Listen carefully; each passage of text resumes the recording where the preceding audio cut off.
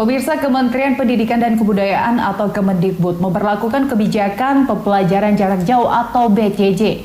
Namun hal ini menuai banyak sekali kritik dari sejumlah pihak. Lalu seharusnya kebijakan seperti apa yang diterapkan? Bersama saya Gesmi Sitanggang, inilah Suara Jakarta.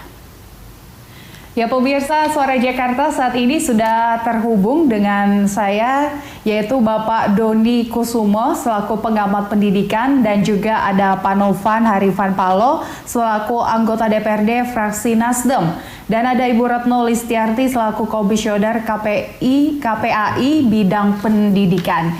Ya, halo, selamat sore Bapak-bapak dan Ibu.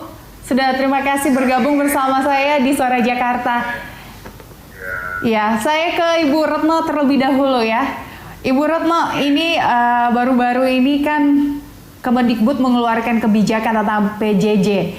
Kabarnya Ibu Retno memberikan melayangkan surat terbuka. Ini bagaimana ceritanya, Bu Retno?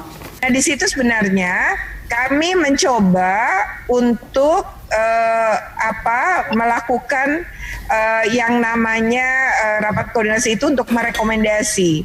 Jadi di dalam rekomendasi setelah kami survei itu dan setelah rapat koordinasi itu dilahirkan sejumlah rekomendasi. Rekomendasi pertama adalah kami mendorong pemerintah melakukan penggratisan internet karena masalahnya pada kuota itu. Tapi kalau dana BOS semua untuk beli kuota itu sebuah kekeliruan lagi kalau Pak Menteri melakukan itu, karena dana BOS itu untuk membiayai 8 standar pendidikan, bukan cuma satu masalah bernama kuota. Yang kedua, belum tentu anak-anaknya punya HP daringnya, alat daringnya belum tentu punya. Nah, ini harus ada dukungan untuk anak-anak miskin maupun guru-guru honorer agar mereka juga bisa difasilitasi alat. Yang ketiga adalah kami mendorong agar ada penyederhanaan kurikulum. Tentu aja standar isi harus diubah, standar penilaian harus diubah, situasinya darurat. Jadi kurikulum 2013 terlalu berat. Nah, agar guru-guru tidak terus-menerus memberi tugas dan agar anak-anak dan orang tua juga terbantu dengan kondisi pembelajaran jarak jauh, maka harusnya ini dibangun satu penyederhanaan kurikulum sesuai dengan standar isi yang sudah disederhanakan, itu agar seluruh guru dan anak-anak serta orang tua ini bisa melakukan pembelajaran tidak seberat dengan kondisi sekarang. Nah, ini yang sampai sekarang Permendikbud standar isi dan standar penilaian terkait dengan perubahan kurikulum belum juga dilahirkan hingga hari ini. Ya, Bu Retno, tadi Bu Retno udah mengatakan udah melayangkan surat terbuka langsung kepada Kemendikbud. Infonya juga disampaikan lewat sambungan telepon seperti itu ya, Bu Retno. Lalu bagaimana respon yang diberikan? Sebenarnya sih ini udah surat resmi KPAI itu udah disampaikan rekomendasi. Surat kepada Menteri, pada Presiden itu juga sudah. Nah, yang ini sebenarnya untuk surat terbuka ini saya juga menyerahkan langsung ke beliau, misalnya walaupun lewat WhatsApp ya, lalu juga kepada orang sekeliling beliau sebenarnya. Nah, responnya ya nggak ada gitu ya, atau sedang menyusun juga kali ya, menyusun jawaban. Tetapi hari ini ada surat ya yang kira-kira tetap mengembalikan kepada guru tuh tentang kurikulum. Jadi artinya surat edaran terbaru dan kurikulum tetap aja pakai dengan istilah merdeka belajar tadi. Ya guru sekolah mau dimerdekakan loh, konsepnya aja nggak jelas. Nah, sekarang yang kami butuhkan di lapangan adalah, kata guru-guru, kurikulum yang disederhanakan. Itu saja, sehingga kami tahu bagaimana melakukan pembelajaran, sebatas apa materinya, itu aja. Jadi belum ada respon ya.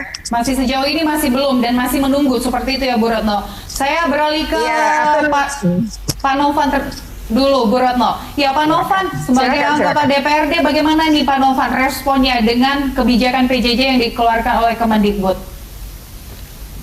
Begini ya, kiranya kan memang di DKI ini kan kita kira kan persoalan masalah pendidikan kemarin-kemarin kan juga menjadi polemik juga ya. Nah, artinya bagaimana juga sekarang di masa pandemi ini kita juga harus misalnya bagaimana menyikapi hal tersebut, memahami juga bagaimana istilahnya sekarang ini ada faktor-faktor psikologis juga terhadap anak ketika dia belajar jarak jauh juga. Nah, tentunya ini kan juga mau kita misalnya mungkin bagaimana juga kita juga mendapat istilahnya bagaimana respon yang positif juga agar orang tuanya juga maupun anaknya juga istilahnya bisa memotivasi terus gitu kan. Jadi juga grade dan kurikulumnya itu juga istilahnya mencapai standar terus gitu, seperti itu gitu kan. Nah artinya juga nantinya ke depannya juga mungkin ini kita juga masih WFH juga Bu ya. Artinya mungkin nanti ke depannya kita mungkin ada rapat-rapat secara khusus untuk pembahasan masalah ini gitu loh. Kalau Pak Novan sendiri bagaimana? Setuju atau tidak dengan kebijakan PJJ yang diberlakukan? Ini kita menyikapinya nanti harus kita inikan dulu Bu ya. Jadi kita nggak bisa menyikapi cara langsung seperti ini. Kita juga mulai pembahasan dulu. Kebetulan itu kan ada di Komisi E masalah pendidikan juga kan. Ini kan komisi yang berbeda dengan saya. Tapi nanti artinya saya mau bertemu sama kawan-kawan dulu. Gimana kita menyikapi secara langsung gitu kan. Artinya bagaimana kita rapatkan dulu lah. Karena kan kita lihat bahwa Jakarta ini sangat benar-benar sangat polemiknya terlalu banyak gitu kan. Nah bagaimana kita juga harus menyikapi secara bijak masalah ini gitu loh Bu. Oke, baik Pak Novan. Saya ke Pak Doni. Pak Doni, sebagai pengamat pendidikan, bagaimana melihat pendidikan di Indonesia selama masa pandemi dan kebijakan yang diberlakukan oleh Kemendikbud sendiri, yaitu dengan PJJ permanen hingga akhir tahun nanti?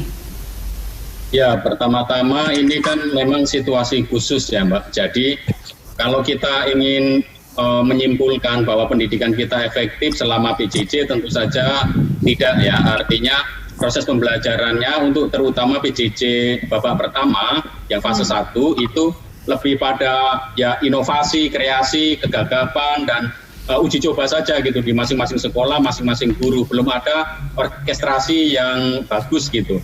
Nah kami mengharapkan setelah 3 bulan pertama lalu masuk tahun ajaran baru ini sudah lebih disiapkan, karena saya yakin pembelajaran jarak jauh kalau disiapkan dengan baik itu mungkin hasilnya bisa lebih baik.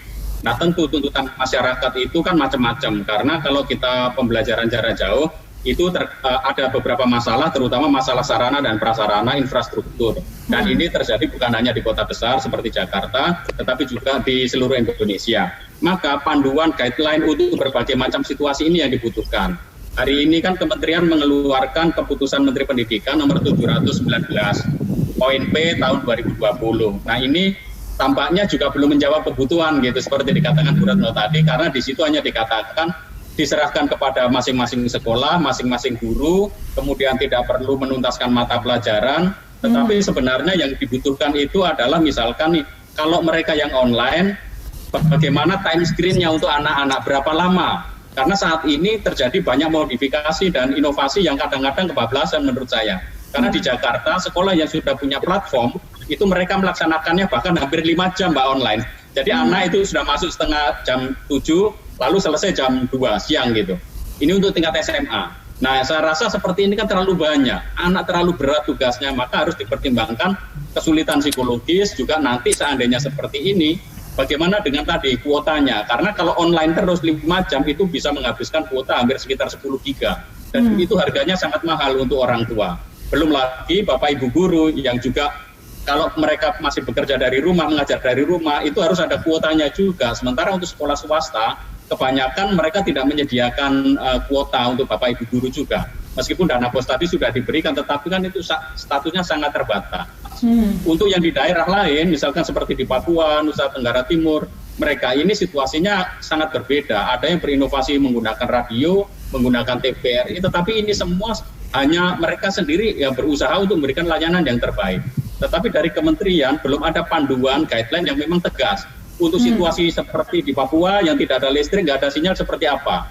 Untuk mereka yang situasinya sudah lebih aman, sudah ada listrik, berarti mereka bisa ke TVRI atau dengan radio lokal seperti apa. Saya rasa ini perlu juga bagaimana sharing lah best practice, bagaimana sih tahun ini misalkan untuk sains kelas 12 itu kompetensi dasar apa yang memang dibutuhkan. Sebenarnya kementerian bisa kok memberikan panduan guideline. Oh untuk yang kelas 10 KD-nya tahun ini hanya ini saja yang poin-poin yang nggak boleh dilewatin, tetapi yang lain boleh. Nah yang seperti itu dibutuhkan supaya nanti tidak ada saling salah pengertian. Kepala dinas bahkan ada yang salah pengertian bahwa semua harus daring. Seperti yang terjadi di Lamongan, ada yang lapor kepada saya mengatakan, kok kami sekolah diminta semuanya daring, padahal anak-anaknya tidak memiliki gawai, orang tuanya juga sama gitu, nggak ada laptop, nggak ada gawai.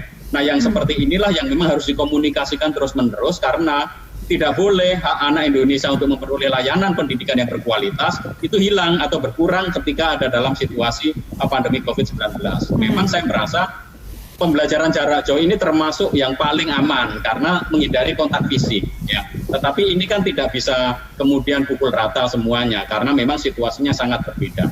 Maka sebenarnya koordinasi dengan pemerintah daerah dan kesediaan pemerintah ini lintas kementerian menurut saya untuk memberikan infrastruktur yang memadai dalam proses pembelajaran ini yang nanti ini akan berakhir juga sampai akhir tahun ajaran. Menurut keputusan menteri yang dikeluarkan hari ini, proses pembelajaran jarak jauh ini kan akan berlaku terus sampai tahun ajaran baru ini nanti berakhir. Jadi meskipun nanti daerah itu sudah daerah hijau, kemudian daerah sudah aman, tetapi kurikulumnya yang dimodifikasi, disederhanakan sesuai dengan kebutuhan daerah itu masih dilaksanakan terus-menerus. Artinya memang dari segi core kurikulumnya tidak akan tercapai tahun ini, tetapi sebenarnya kami membutuhkan masyarakat, guru, juga orang tua membutuhkan panduan. Sebenarnya kompetensi apa saja yang dibutuhkan.